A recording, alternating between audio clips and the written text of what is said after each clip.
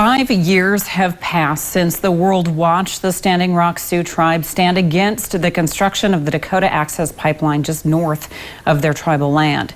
And the pipeline continues to be a source of division to this day. Well, the U.S. Army Corps of Engineers completes a new environmental report on the pipeline. New research by the American Petroleum Institute shows shuttering the pipeline would cut oil production from the Bakken Shale region, killing thousands of jobs and costing state and local governments millions in tax revenues. So what's at stake? The research shows that if the pipeline were to shutter during the environmental review, it would initially cause the loss of 3,000 direct upstream jobs in an initial shutdown period. When adding indirect jobs in other related sectors, as well as indirect workers in the economy, such as restaurant and grocery stores, the total loss would be 7,400 jobs. It would also cause the loss of $912 million in state production taxes to North Dakota and Montana during the analysis. For tonight's report, we're exploring a different conversation. 5 years ago, NoDAPL united thousands of water protectors, including representatives from more than 300 tribal nations. And as Josh Meny reports, Standing Rock's putting that energy towards a brighter and more positive future.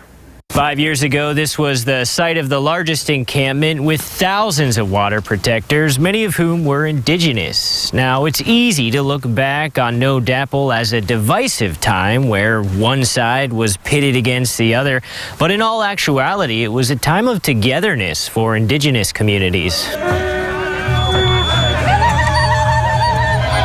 Elena Eagleshield was there when thousands of water protectors began arriving to camp. I had always heard about it growing up, that we were going to come together again. I just didn't know it would be in my lifetime or my kids' lifetime. People from all over the world who knew traditional medicines and healing practices came together, integrating everything from medicinal herbs to acupuncture to even midwifery. A baby was born at camp. And that's something that we've been told over and over by our elders, that they don't say that we're bringing back these ways or we're going back to this, because they've never left. They've always been here. They've just been in a different state. After camp disbanded, water protectors like Tasha Peltier and Elena Eagleshield decided they were going to carry on the services that had been established during camp by starting the nonprofit Mini-Wachoni Clinic and Farm, which is thriving today. For generations and centuries, there have been people that have challenged the status quo,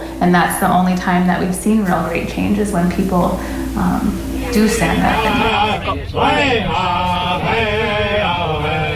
Mini-Wachoni Clinic and Farm focuses on women's health, keeping of the soul, sacred ceremonies, and food sovereignty. We just want to be able to practice our health care, our education, our energy needs, all the things that we know are best for our people. We just want to do that the way that we know how, and we want the space to figure out what that looks like.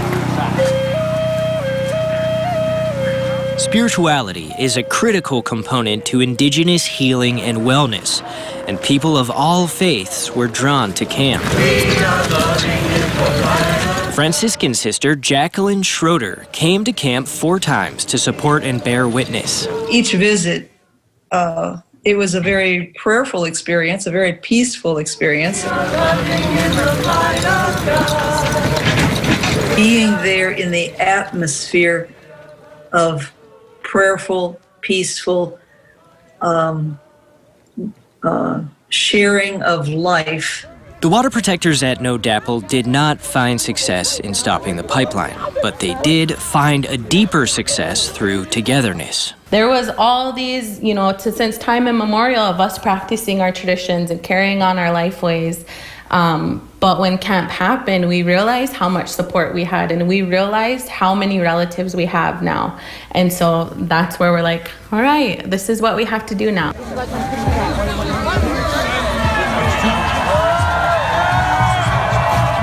Reporting in Standing Rock for KX News, I'm Josh Meny. To find out more about Mini-Wachoni Clinic and Farm, you can go to kxnet.com.